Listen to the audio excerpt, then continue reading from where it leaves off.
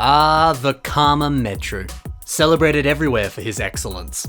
What a frickin' amazing toy. In today's video, let's take the time to discuss why he is incredibly cool. And we're also going to highlight some of the best parts and pieces that come in this set. And then I'll show you how you can use them in your own Bionicle creations. And then, on top of that, I'm going to show you two incredible revamps of Vakama. That's right, two of them. They're going to blow your mind, so get ready folks. Let's go. Who doesn't love a Toa of Fire? They were always some of the best characters from each year of Bionicle. And you know, when he comes with a weapon that looks this cool, well, you know he's extra special. So actually, let's talk about that incredible disc launcher. As a kid, I thought this was the coolest weapon that we'd got out of any Bionicle set ever. Sure, you know, other sets in 2004 had funky looking disc launchers, and they were very fun to play with, and they did look good. But Vakama had a special one. His was bigger and had these sick flame details coming out of the sides. And his also came with a very special trans red disc. Fancy. A disc that, by the way, has his face on it. Now, look, I do like Vakama's face. It is one of the best masks out there. But, I don't know, is it egotistical to have your face on your own weaponry? Isn't that just that little bit lame? Or, I don't know, is it totally sick? Yeah, imagine a bad guy getting hit in the head with this, and you know, then they look down at what hit them in the face, and you see Vakama's mask staring back at you. You know, that sends a message. I guess it is kinda cool. Vakama just looks fantastic with this weapon. And the fact that he can also store it on his back and it still looks cool, that's really special. So like all the Toa Metru, he has this nice gear function. You twist the lever on the back and his hands move. On a set like Nokama, this was great.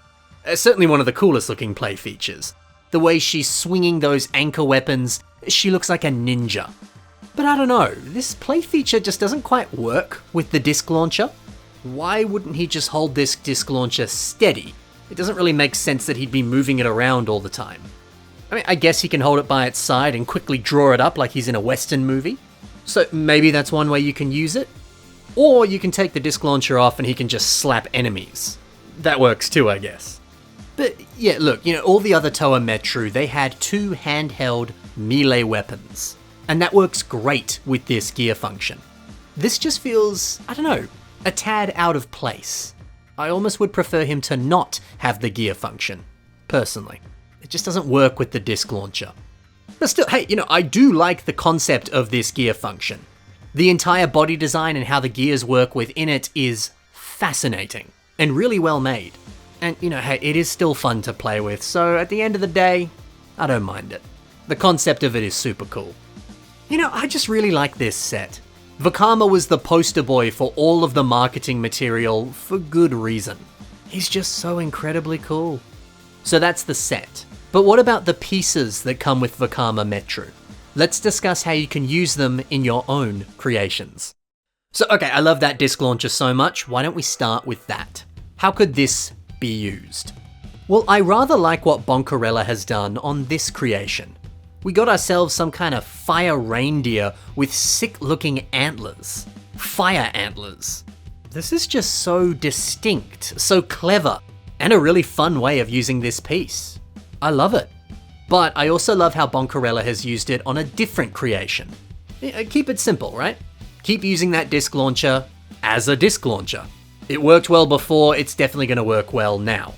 And I quite like some of the upgrades that this has received. You add that nice silver shield element onto the back, and you pop this disc in purple inside the disc launcher. Oh well, that's pretty nice. If you're curious, these purple discs would have come in one of these slicer sets. Every single slicer set came with some type of coloured disc. And thankfully they're the exact same molds as the ones that come in these Bionicle sets. And that's great, isn't it?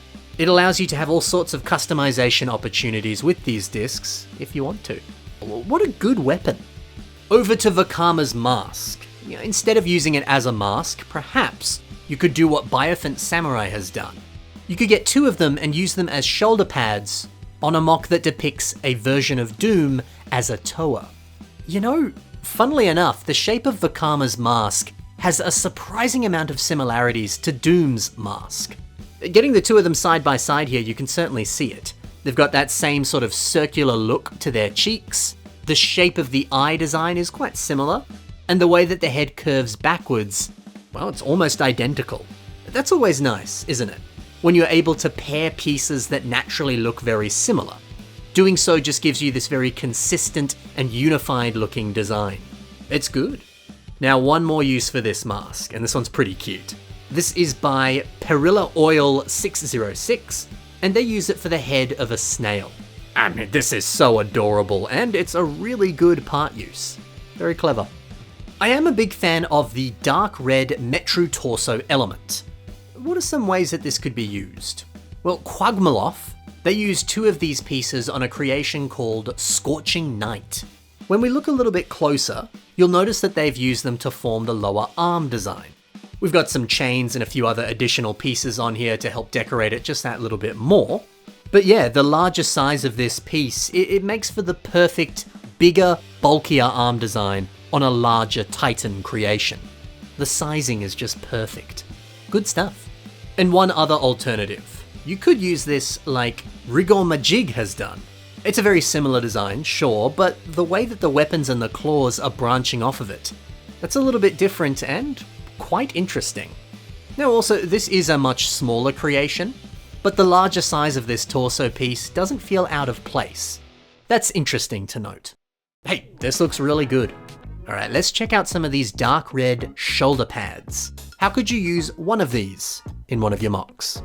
Inferno MOCs, they place this in the middle of a torso design. And you know, I think that looks good. It's suitably bulky, it looks quite impressive, it's some good looking torso armor.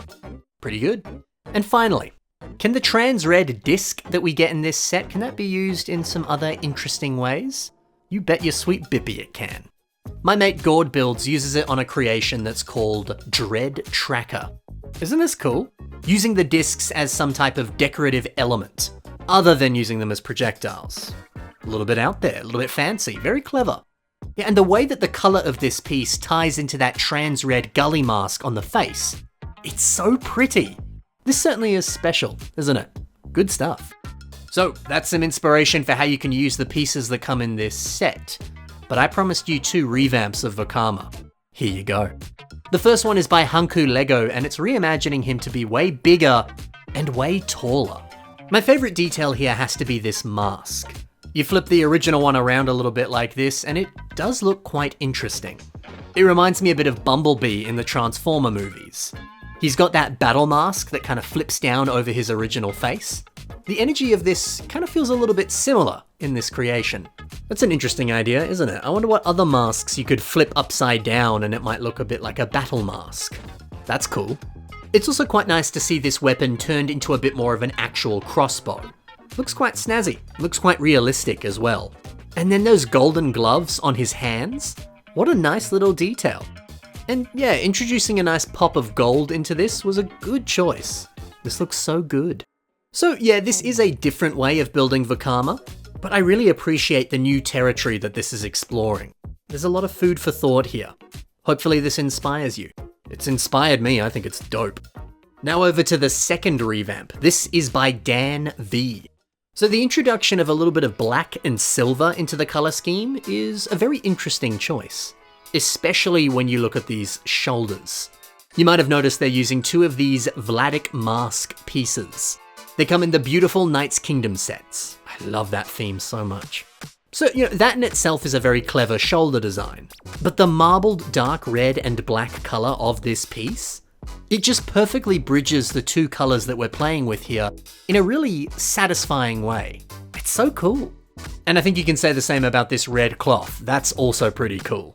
Anytime you add cloth onto a MOC, it's always gonna look good, man. I love it. And then we have a bow.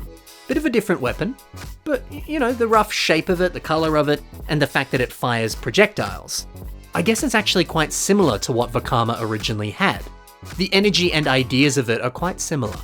So that's a nice way of advancing his weapon just that little bit more, but making sure it still feels similar. Very clever. And we're all done. That's some cool revamps and a couple nice ideas for how you could use these pieces. I hope you enjoyed. Now please take a look at the links in the description below, and then check out more from the builders that I featured today. You'll certainly enjoy seeing some of the other stuff that they've built. That's it for now though guys, thank you for watching, happy building, and bye for now.